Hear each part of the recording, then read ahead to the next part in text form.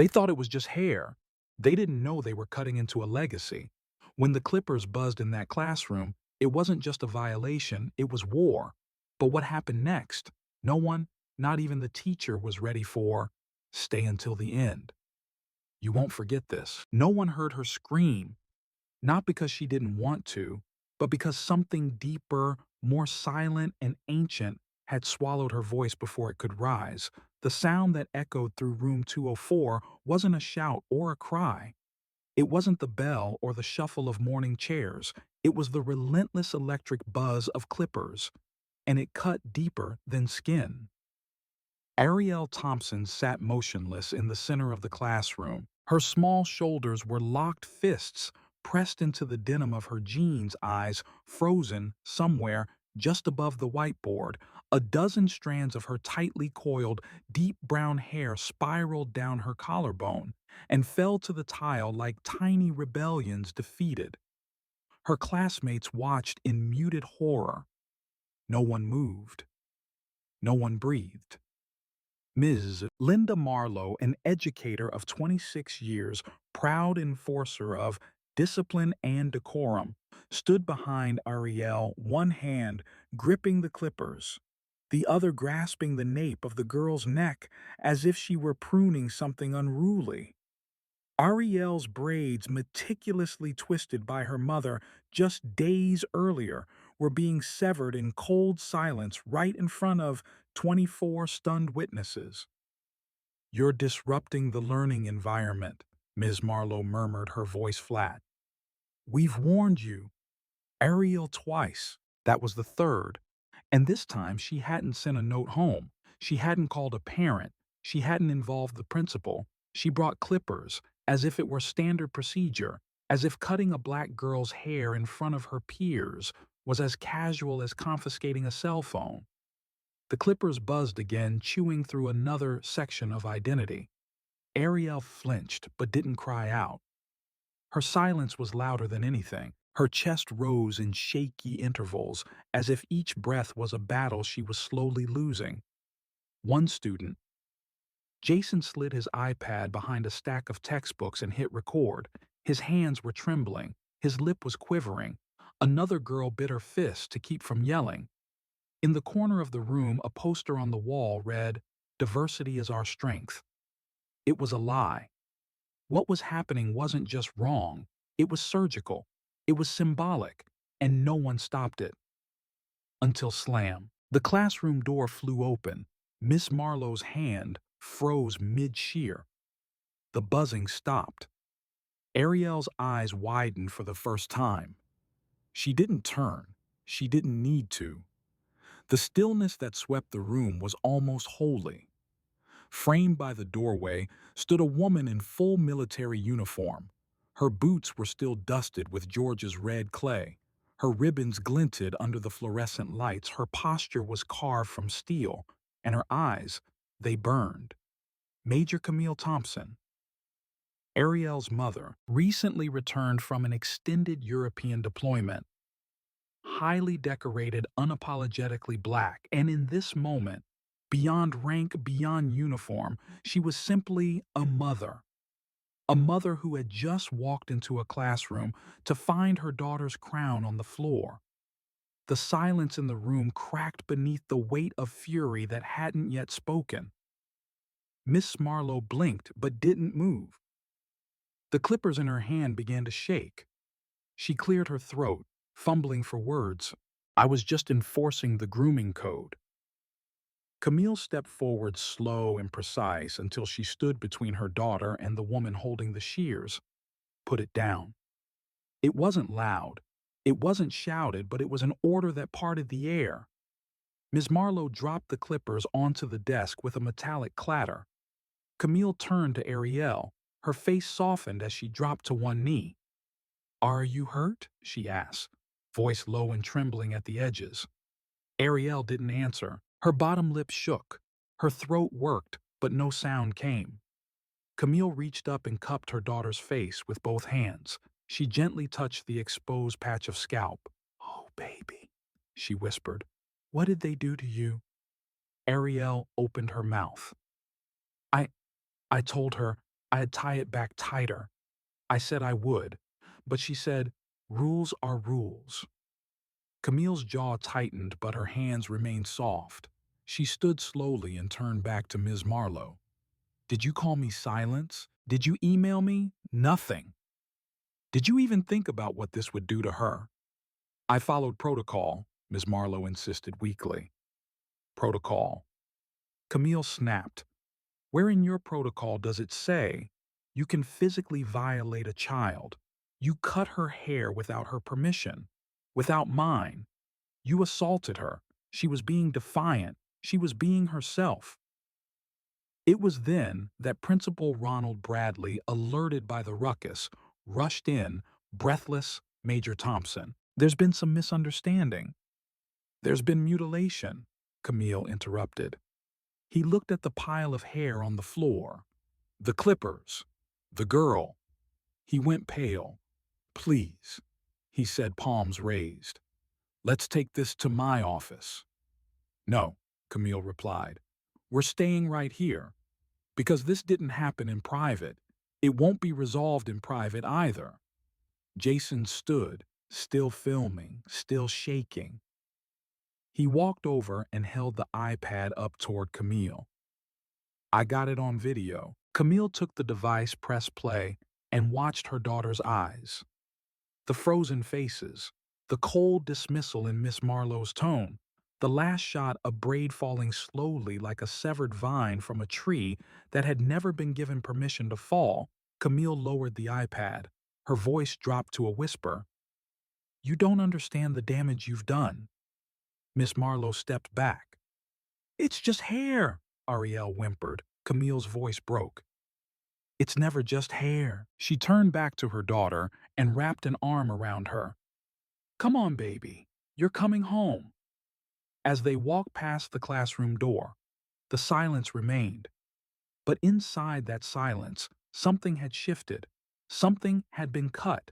Not just hair, but trust, dignity, and a deep, sacred line that should never have been crossed. And once you cut past that line, you don't get to pretend it never happened. Not anymore, because someone was finally watching. And this time, the world would see. If this moment shook you even a little, if your heart skipped when the door slammed open, then don't just scroll away. Subscribe to the channel so we can keep telling the stories that matter. Your support gives voice to the ones who were never meant to be silenced. And now, a question for you to reflect on. If a teacher deems a child's natural appearance a distraction, what should be done? Defend the child's right to identity, even if it breaks traditional rules. B. Enforce uniform appearance for the sake of discipline and order. Comment A or B below, and let us know where you stand. We read every response. Camille Thompson had stood on foreign soil staring down the barrel of war. She had read classified briefings with shaking hands and walked into military negotiations with fire behind her eyes and steel beneath her uniform. She had been trained to assess danger, neutralize threats, and lead troops through chaos. But nothing, absolutely nothing, had prepared her for the image of her daughter, violated and silent, in the middle of a classroom where learning was supposed to be sacred. She had known something was wrong the moment she stepped through that door. But what she didn't realize, what struck her, only now in the quiet aftermath, was how easily her daughter had been left undefended. The drive home from Willow Creek Elementary was nearly wordless. Camille kept both hands on the wheel, her gaze focused and cold. Beside her, Ariel sat wrapped in a quiet too deep for a 12-year-old to carry. Her small fingers clutched a crumpled tissue, though her tears had long dried. What remained was something far more unsettling: detachment, a kind of numb surrender that no child should ever have to understand. Camille stole a glance at her. The scarf she had tied around Ariel's head trembled slightly in the air conditioning. She reached over and gently turned the vent away. I'm sorry, Camille finally whispered, voice hoarse with guilt. She didn't know she was allowed to feel. I should have been there. Ariel didn't answer. She didn't have to. Camille pulled into their driveway, turned off the ignition, and sat still for a long moment. "You want to go inside?" she asked softly. Ariel slowly nodded. Inside, the house felt different, still safe, but altered. Camille helped her daughter change out of her school clothes and into pajamas, then brewed tea the way her mother used to, peppermint leaves crushed by hand steeped, just long enough to clear the soul. She sat on the couch holding Ariel in her lap like she used to when she was smaller before deployments, before rules, before everything got complicated. I couldn't believe what I was seeing. Camille said eventually, "It didn't feel real." Ariel spoke for the first time since leaving school. "I thought maybe if I stayed quiet, she'd stop." Camille's arms tightened. "I didn't want to make it worse." Ariel continued, "I thought if I obeyed, I wouldn't be a problem anymore." Those words pierced Camille like a blade obeyed. A problem. Her daughter had been forced to believe that silence would keep her safe, that submission would protect her, and it hadn't. That night, Camille didn't sleep. She sat at the kitchen table surrounded by open files, school policies printed from the district website, and a legal pad already filled with names, numbers, and action points. She was no longer reacting. She was preparing, organizing, escalating. Because what had happened in that room was not just a violation of her daughter's rights. It was a symptom of something systemic, something far older and more sinister than Miss Marlowe's outdated discipline style. It was cultural. It was institutional. It was strategic. And it had to be confronted with the same precision and force Camille had deployed overseas. By morning, she had scheduled meetings with the school board superintendent and a civil rights attorney. She had emailed the PTA executive committee and submitted a formal written complaint to the Department of Education. She didn't stop there. She sent a press statement to 3 local news outlets attaching a redacted version of the video. Her phone buzzed with responses before noon, but Ariel, still fragile, still quiet, was her priority. She sat across from her at breakfast and gently touched her hand. "You don't have to speak today, baby. But if you do, I'll listen to every word." Ariel looked up slowly. "Are you mad at me?"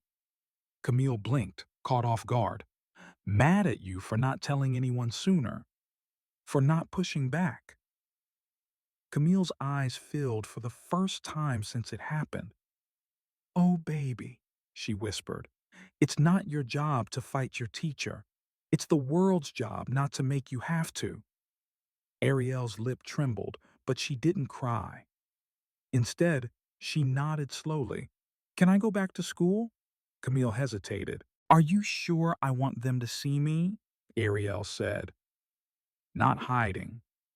Camille exhaled slowly, pride rising like dawn in her chest. "Then we'll go. But we don't walk in alone." They arrived at Willow Creek Elementary at 9:07 a.m. Camille's presence turned heads the moment she stepped out of the car, Ariel by her side in her new headscarf, chin raised. The hallway quieted. Teachers peered out from their classrooms. Students whispered. But no one dared speak directly. Not yet. Principal Ronald Bradley met them in his office, visibly flustered. He offered a hollow smile, gestured toward chairs they didn't take. "Major Thompson," he said, "we're taking this very seriously. I've reached out to Human Resources and she's suspended." Camille asked flatly. "Yes, pending a full review." "Who knew about her behavior before this?" Bradley hesitated.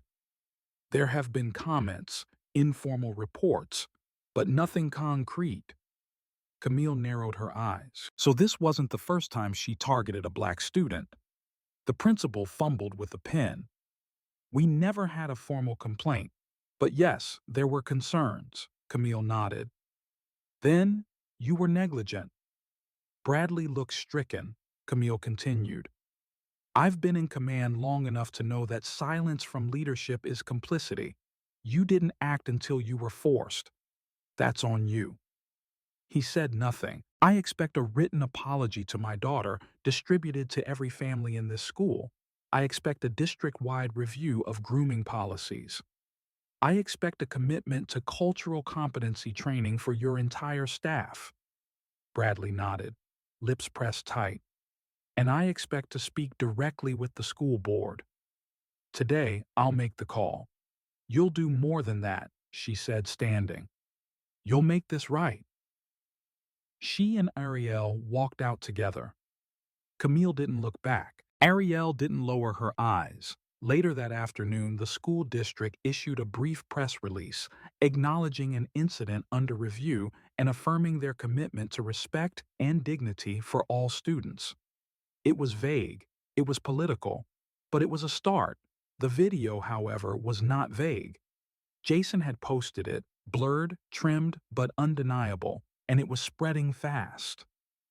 Parents began commenting, sharing calling, and for the first time in years, Willow Creek Elementary was forced to answer questions it had long ignored.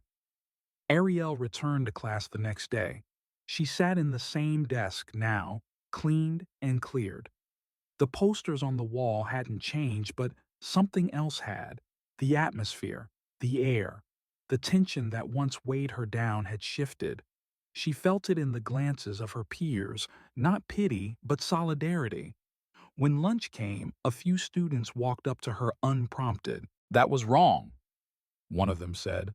"I told my mom what happened," said another. "I'm glad you came back," someone whispered. Ariel smiled for the first time in days. She didn't say much. She didn't have to. Camille waited for her at pickup, leaning against the car. When Ariel climbed in, Camille studied her face. "How was it?" Ariel shrugged. "Weird. But okay." Camille nodded. "That's how change starts. Weird. Then it becomes normal." The ride home was quiet but not hollow, because this time silence meant strength, not shame. The battle had begun, but so had the healing, and power had indeed walked through the door. But more importantly, it had stayed. The video didn't go viral at first. It began like a quiet storm, shared among a handful of parents on a private Facebook group passed between text threads with the subject line, "Did you see this?" The clip was only 29 seconds long, grainy, with the buzz of the clippers echoing like a wasp in a jar. The most heart-wrenching moment wasn't even visual, it was the sound. Ariel's voice small and cracking, saying, "Please don't," before being swallowed by the cold finality of Mrs. Marlowe's reply, "Rules are rules." It only took one person, a cousin in Chicago, who shared it with her workplace group chat for everything to change. By the end of the week, the video had racked up over 750,000 views. Camille hadn't intended for it to spread this far. She had released it to the press to protect her daughter, to expose the systemic indifference that allowed a teacher to treat her child like a disruption. But she hadn't expected the way people latched onto the story. The outrage was immediate, but so was something else. Recognition. From New Orleans to Newark, mothers wrote in, fathers, students, teachers. Hundreds of messages poured into Camille's inbox and voicemail. People told their stories of afros tucked into hoodies during PE, of braids cut in locker rooms, of hijabs ripped off accidentally, of the unspoken rule, look neat, act white, and maybe you'll be left alone. It wasn't just a school scandal now. It was a mirror. Camille sat at her kitchen table one night, surrounded by evidence printouts of complaints, screenshots of messages, letters from other parents in the district. She had created a spreadsheet of every known incident, date, teacher outcome. The pattern was unmistakable. Over 80 of appearance-related citations or disciplinary actions at Willow Creek Elementary were issued to Black or brown students. The grooming policy itself, while vague, had been interpreted differently depending on who the student was. And Ariel wasn't an isolated case. She was simply the one who couldn't be silenced. The next week, Camille called for an open meeting at the community center. It wasn't official, not sanctioned by the district. But word spread quickly. Flyers went up at coffee shops and barber shops. A local radio station picked up the story and encouraged listeners to attend. When Camille arrived that Thursday evening, the parking lot was already full. Inside, the rec room buzzed with people: parents, teachers, retired, principals, and even a few students who had begged to speak. The crowd sat on metal folding chairs, tense but alive with urgency. Camille stood at the front of the room with a microphone, her army badge visible on the lapel of her blazer.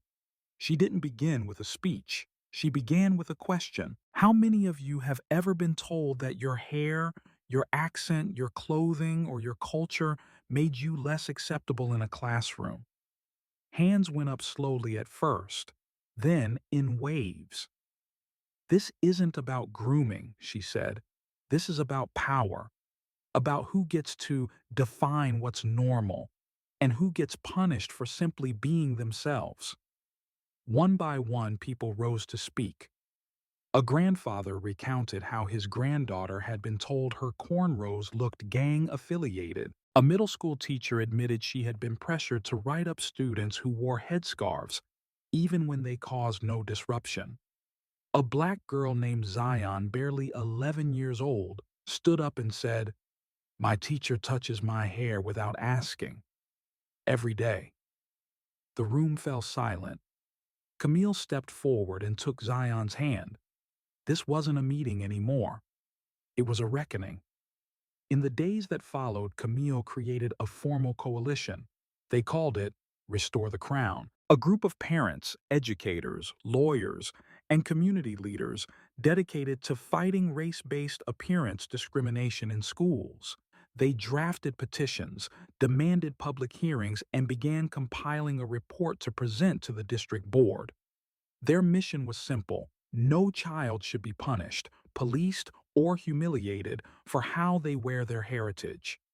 Meanwhile, Ariel watched everything from the edge. She hadn't spoken much at the meetings. She didn't want to be the face of a movement she hadn't asked for, but she was watching. And what she saw changed her. Kids at school stopped whispering. Some started sitting with her at lunch. Her science teacher began incorporating lessons on African American inventors. Her classmates asked if she wanted to join the debate team. She said yes. Camille noticed the changes in her daughter like a gardener notices the return of spring. Slowly, Ariel was blooming again, not because the pain had disappeared, but because she had learned to grow around it. One afternoon after school, Ariel stood in front of her bathroom mirror with a comb in her hand. She had taken the scarf off. Her hair had started to grow back short and defiant, curling in tiny spirals. Camille watched from the doorway, silent. "Do you think it looks weird?" Ariel asked. Camille smiled gently. "I think it looks like you. I want to leave it natural," Ariel said. "Even if they stare, let them. Even if they talk." Camille walked into the room and kissed the top of her daughter's head. "Let them talk," she whispered. "You're not here to make them comfortable. You're here to be free." Later that week, something unexpected happened. The superintendent of the district reached out. He had seen the footage, read the reports, and under pressure from growing media attention, agreed to a public meeting, not behind closed doors, not mediated, but open, transparent. It was to be held in the Willow Creek Elementary auditorium. Students, parents, and press would all be present. Camille sat with Ariel in the front row. On stage, a panel of district officials and board members waited, eyes darting, aware that they were now on trial in the court of public opinion. The air was thick with expectation.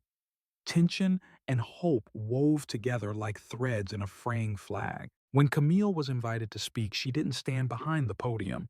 She walked center stage and stood freely. "My name is Major Camille Thompson," she began. "And I'm here because my daughter had her crown stripped from her in a room that was supposed to protect her. I'm here because too many children have been taught that their natural selves are violations, that their bodies need fixing before they can be accepted. I'm here because it's time we stop calling this policy and start calling it what it really is: prejudice, dressed in professionalism. There was no applause, just stillness. And then Ariel stood. She hadn't planned to. She hadn't told her mother, but she rose, took a breath, and approached the mic. Her voice shook at first. "My name is Ariel. I'm 12, and I used to hate my hair." The crowd leaned in. "I used to think that if I kept quiet, maybe people would like me. Maybe I'd fit in. But I was wrong. Fitting in shouldn't mean cutting off pieces of yourself." She looked directly at the board. "What happened to me wasn't just about scissors, it was about power, and I'm taking mine back." This time, there was applause, and it didn't stop. The next day, the district released a statement announcing a full revision of its appearance and grooming policies. All staff would undergo anti-bias training, a new position. Equity director would be established to monitor complaints, and a student-led council composed of middle and high schoolers across the district would meet monthly to advise the board on matters of identity, culture, and inclusion. Restore the Crown didn't disband, they expanded. Chapters opened in nearby cities. Camille began consulting for other districts. She appeared on panels, radio shows, podcasts, but she never let the story become just hers. She insisted on naming others, on telling their stories. Because the moment this became about a single girl in a single school, it would lose its fire. And fire was what kept the system exposed. Ariel never returned to being invisible, but she never wanted the spotlight either. She simply wanted to be herself without fear, without explanation. One evening, while walking through the school library, she came across a book she'd never seen before, an anthology of poems by young writers of color. She flipped it open and paused at one line. "They tried to bury us, but they didn't know we were seeds." She closed the book and smiled. Camille waited outside in the car, unaware that inside her daughter had found words that mirrored her journey. No longer a victim, no longer a headline, but something more, something permanent. The system had been cracked open, and light was pouring through. The hair began to grow back slowly, as hair always does, soft at first, then bolder, reaching into the world again, as if unsure whether it would be safe. This time, Ariel Thompson would wake up each morning and stand in front of the mirror, running her fingers over the new growth. It curled tightly, unapologetically. For the first few weeks, she wore a headscarf, then a headband. Then one day, she wore nothing at all. Her scalp still showed in patches, but she had stopped hiding it, not because it didn't hurt anymore, but because she no longer let the pain define her. It wasn't a quick process. Reclamation never is. It wasn't as simple as looking in the mirror and loving what she saw. It was about looking in the mirror and choosing to stand there anyway, even when it hurt, even when the whispers still followed her down the hallway, even when the memory of buzzing clippers haunted her dreams like a broken lullaby. At school, things had shifted. Not completely, not cleanly, but enough. Some teachers began integrating lessons about cultural identity into their curriculum. The art teacher, Mr. Delgado, invited Ariel to join a mural project called Reflections, where students would paint portraits of people they admired: activists, ancestors, family members. Ariel painted her grandmother, who had once marched with Coretta Scott King. In social studies, her class read excerpts from The Souls of Black Folk. In English, they studied Maya Angelou. These were small gestures, but to Ariel they were signals, signals that she didn't have to leave her story at the door just to belong in the room. And yet healing didn't only happen in classrooms. One Sunday afternoon, Camille sat Ariel down in their living room, with a small black box on her lap. Ariel looked at it curious. "What's this?" Camille smiled. "Open it." Inside was a silver pin, small, elegant, shaped like a feather curled in flight. "It's from my first tour," Camille explained. "The base gave it to me after a mission where I had to lead a team through rough terrain without radio contact. Everyone was scared. I had to stay calm even when I wasn't. I wore this every day after that, to remind me who I was. I want you to have it." Ariel held the pin delicately like it might melt. "You've been braver than most soldiers I've served with," Camille said. "You kept going. You stood your ground. You never stopped being you." For the first time in weeks, Ariel cried. But this time, they were not the tears of a child unraveling. They were the tears of someone rebuilding. That night, Ariel wrote in her journal not just about what had happened, but about what she wanted to become. She didn't want revenge. She didn't want pity. She wanted something else entirely. A voice, one she could trust. One that couldn't be silenced with shears or shame. One that could say, "This is me," and not flinch. When the world looked back, and that's when she got the idea. It began as a simple thought scribbled at the edge of a notebook. What if we had a space just for us, a space where kids could talk about their hair, their clothes, their names, the things that made them different, not in whispers or behind closed doors, but in pride? She took it to Mr. Delgado first. He listened, nodded, then said, "Let's build it." By the next week, they had a name, Roots and Wings. The idea was simple: a student-led club where kids could explore their cultural roots while also discovering the power of self-expression, learning how to fly. They met every Thursday in the art room, sitting in a circle surrounded by unfinished canvases and sunlit windows. At first, there were only 5 students. By the end of the month, there were 30. They did hair tutorials, shared poetry, watched documentaries, discussed history, both the painful and the proud. A guest speaker came in to talk about the Crown Act. Another taught a mini workshop on how different cultures celebrate rites of passage.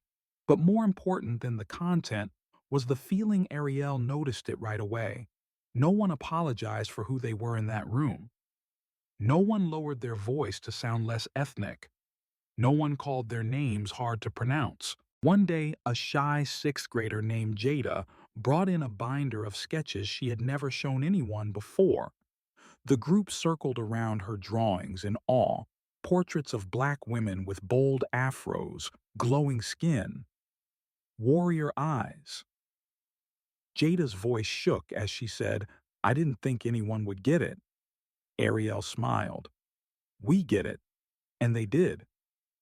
Meanwhile, Camille continued to work with Restore the Crown, now a formally recognized advocacy group. They hosted workshops for parents and teachers, pushed for statewide legislation, and even developed a toolkit for educators on how to recognize and challenge implicit bias in appearance-based discipline.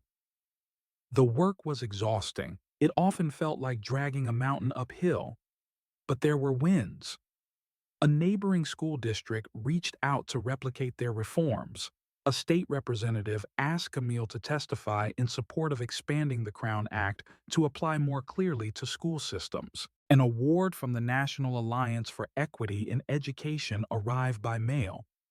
Camille barely opened the envelope.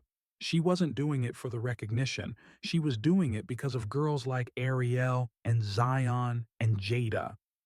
She was doing it so no mother would have to storm a classroom again just to reclaim her daughter's dignity. Then came May. It was Ariel's idea. "Let's host an event," she told Mr. Delgado. "Not a protest, a celebration." He raised an eyebrow. Of what? Everything they tried to take. They called it Crowning Glory Day. It was held in the school courtyard. Colorful canopies were set up. There were booths for hair care tutorials, spoken word performances, a fashion show, celebrating cultural styles, and even a small exhibit curated by Roots and Wings, complete with family photos, handwritten stories, and a wall where students wrote what their hair meant to them. Camille watched as Ariel stood at the mic wearing a royal purple jumpsuit and no headscarf. Her natural hair framed her face like a halo. "I used to think my hair made me a problem," she said. "Now I know it makes me powerful." The crowd cheered, not politely but thunderously. A white parent approached Camille afterward and said, "I had no idea. I mean, I knew hair was cultural, but I didn't know it could be this political." Camille didn't respond with anger. She simply said, "Now you do." As the sun dipped lower, students hugged, teachers cried, and for the first time, the phrase "diversity is our strength" actually meant something. It wasn't just a slogan on a bulletin board, it was a truth spoken aloud. Later that night, Ariel sat on her bed with the silver pin beside her journal. Her fingers moved in slow, practiced motions as she twisted her new growth into small coils. She didn't need her mother to do it for her anymore, but she could still feel her hands in every motion, in every parting of the hair, in every gentle twist.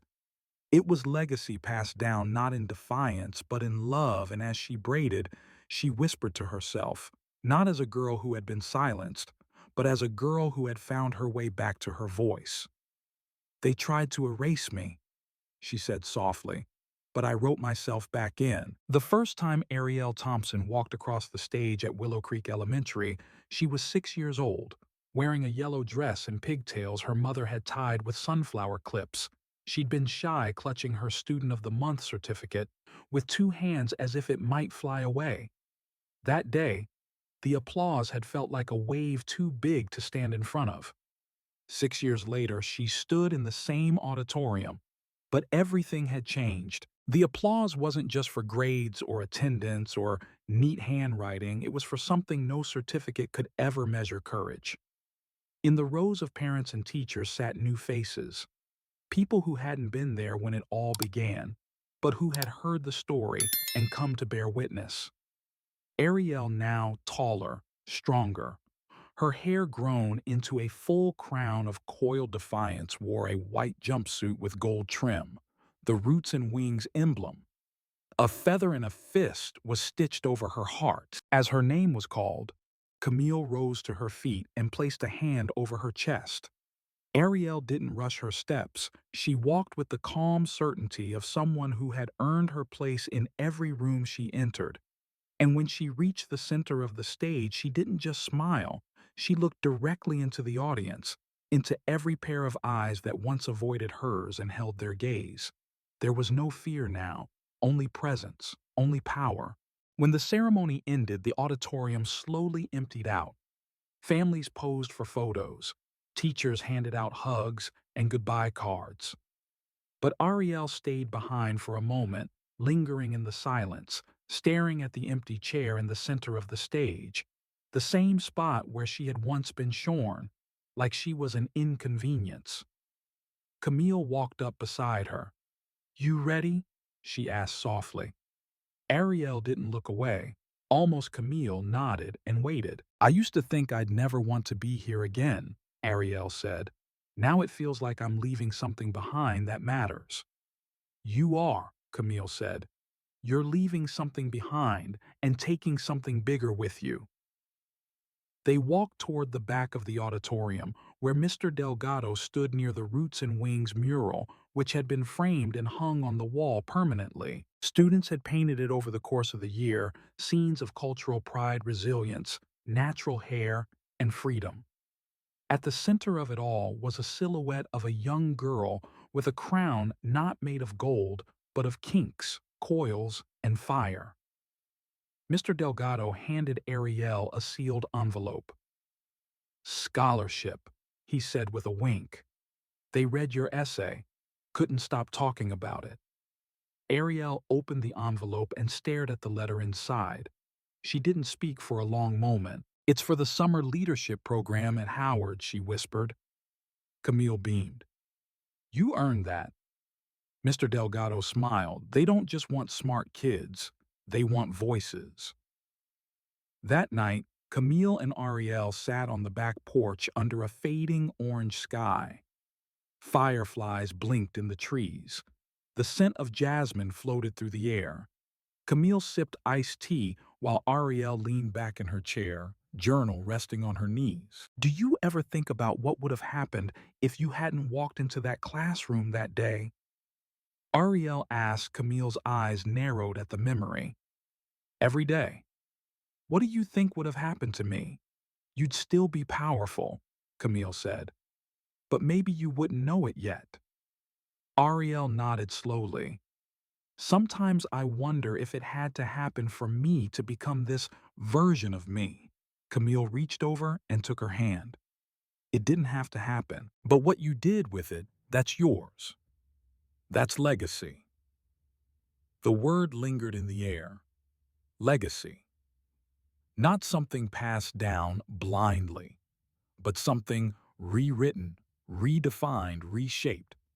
At school, Roots and Wings had elected its next president, a shy student named Amina who had once cried during her first meeting because she thought her name was too weird to say aloud. Now she stood in front of the group, confidently correcting anyone who mispronounced it. Ariel had coached her on how to lead, how to listen, how to light a room without shrinking herself. The work would continue, without cameras, without applause, quiet, slow, necessary. It would continue in the way one girl encouraged another to wear her natural curls, in the way a teacher chose not to write someone up for disruption, but instead asked, "Are you okay?" In the way Camille received a letter from a district in Alabama asking for help revising their student handbook. One afternoon, a woman knocked on their front door. She held the hand of a small girl, maybe 8 or 9 years old, who stared up at Camille with wide eyes. "I just wanted to say thank you," the woman said. "My daughter watches your daughter's speech online at least once a week. I think she sees herself in her." Ariel, overhearing from the kitchen, stepped into the doorway. The little girl gasped and hid behind her mother's coat. Ariel smiled. "I see you too," she said. The girl peeked out. "You're gonna do great things," Ariel whispered. It was a small moment, but to that girl it was everything. Camille watched it unfold and felt something stir in her chest. Not pride, not relief, but awe. Her daughter had become what no one expected. A survivor, yes, but also a leader, a mirror, a monument. At the final meeting of Restore the Crown before summer, Camille stood in front of the group, now expanded into a multi-district coalition, and made an announcement.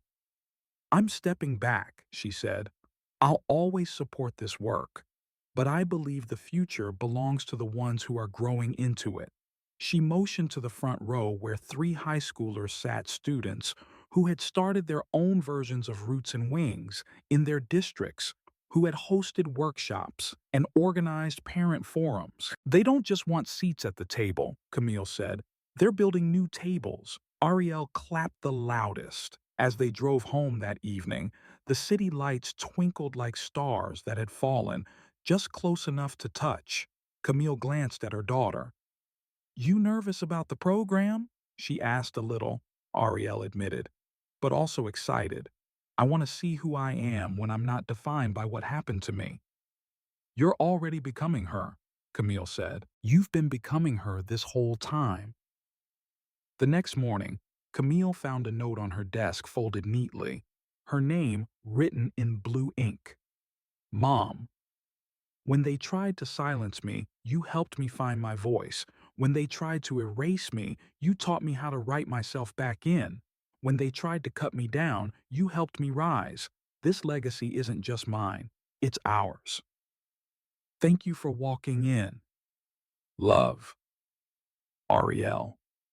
Camille pressed the paper to her chest and wept, not from grief, but from the holy weight of knowing she had protected something sacred. Ariel boarded the bus for Howard 2 days later. Her bags were light, but her presence was undeniable. Before she stepped up, Camille handed her the silver pin, the one she had once worn through war zones and boardrooms alike. Ariel took it, clipped it to her lapel, and hugged her mother so tightly, Camille thought she might never breathe again. And then she turned and walked forward, no longer the girl who had been silenced, now the girl who would not be ignored, and in her wake she left, not just a trail, but a path. For others, for those who hadn't yet spoken, for those who were still trying to understand that their very existence was an act of resistance and that their identity, every strand, every scar, every word was not a burden, it was a legacy, and it was still unfolding. The end, full story. Reflection. The girl who refused to disappear. When we first met, Ariel Thompson, she was just a quiet 12-year-old black girl trying to survive another day at school, another day of rules she never created, enforced by people who didn't understand her in a place that never truly saw her. And yet, even in her silence, Ariel carried something powerful. Heritage identity, the love braided into her hair each night by her mother, and the quiet belief that maybe if she stayed small enough, quiet enough, obedient enough, she'd be left alone. But trauma doesn't ask for permission. It arrives unannounced, and for Ariel, it came in the form of electric clippers wielded by a teacher who mistook authority for righteousness. In that classroom, with her classmates as stunned witnesses, Ms. Marlowe did more than cut Ariel's hair. She violated her agency. She desecrated something sacred. She sent a message. Your blackness, your hair, your presence is a problem to be managed. But what Ms. Marlowe didn't anticipate was what happened next. She didn't anticipate that the classroom door would swing open in the middle of her cruelty, or that Major Camille Thompson, Ariel's mother, would walk through it wearing full military uniform, not with guns blazing, but with a power far greater controlled. Unrelenting fury rooted in love, Camille didn't need to raise her voice. Her presence alone disrupted the system that had tried to erase her daughter. What followed was not just a mother's quest for justice, it was the beginning of a movement. Camille didn't stop at demanding an apology. She demanded accountability. She called in lawyers, superintendents, activists. But she also listened to other mothers, other daughters, other voices that had been dismissed, humiliated, and broken by invisible scissors, cutting through school policies disguised as professionalism. She discovered that Ariel's story was not an anomaly. It was a pattern. The violation had simply been caught on camera. For every child who had been made to feel like their hair, their name, or their accent was a distraction, Ariel had become their echo, their proof, their spark.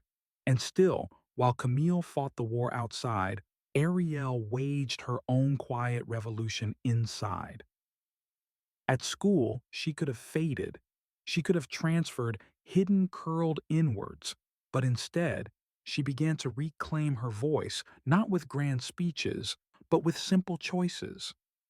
Showing up, looking her peers in the eye, wearing her natural hair again, joining clubs, starting conversations, creating roots and wings, a safe space for cultural expression, storytelling, and healing. Her trauma became soil, and from it she grew, and others followed. Children who had been silent found language. Students who had been invisible found reflection. Teachers who had enforced outdated rules began to listen, unlearn, and grow. And the school, once a place of suppression, became a landmark for reform hosting. Crowning Glory Day, rewriting policies, integrating cultural studies, and investing in student-led leadership.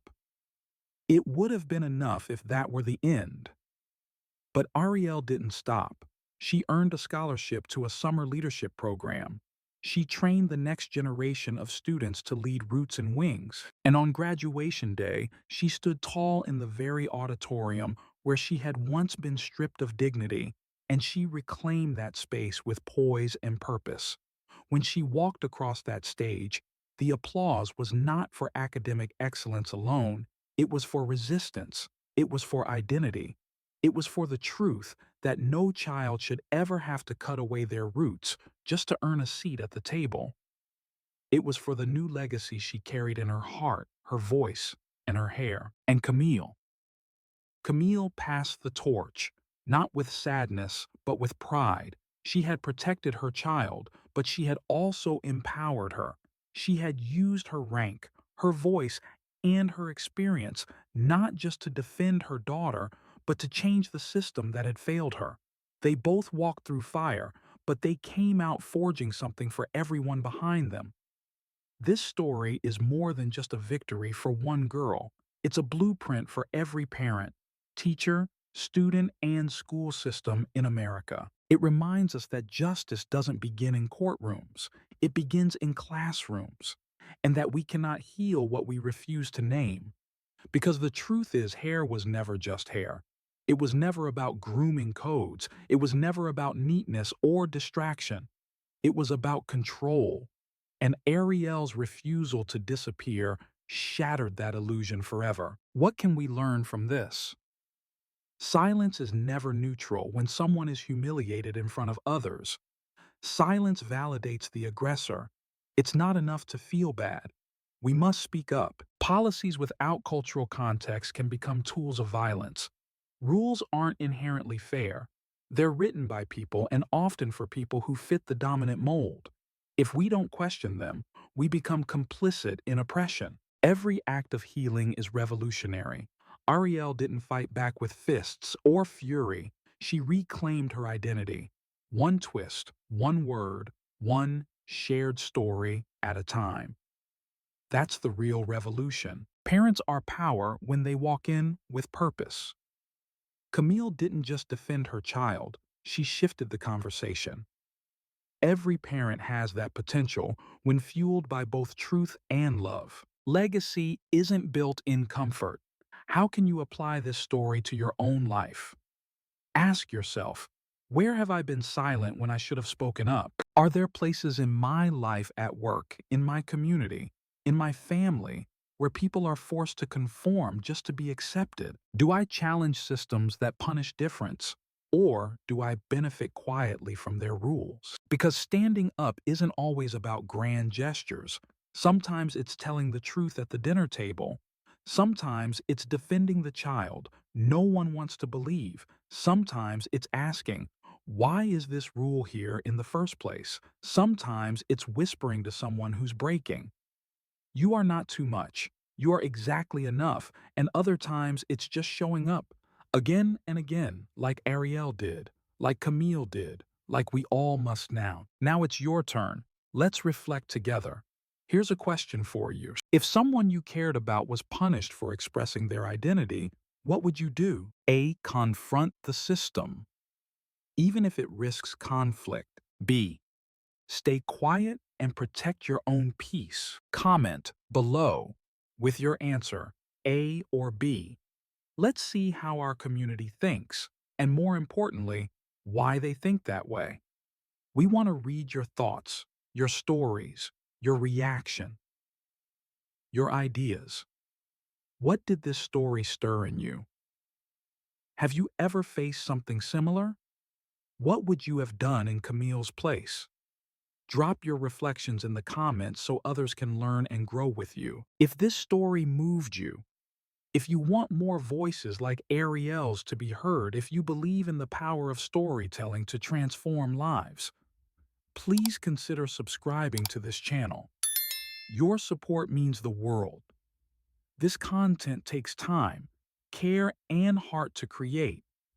We're committed to telling stories that matter, but the truth is, it's not easy at the beginning. If you believe in what we're doing and want to help us keep going, consider donating even a small amount to support this channel. It helps us invest in better tools, deeper research, and the freedom to bring these stories to life with the respect they deserve. Let's make sure stories like Ariel's don't fade into silence, but echo where change is needed most. Thank you for listening. And remember, your story matters too. It's born when someone decides the story doesn't end with what happened. It begins with what comes next.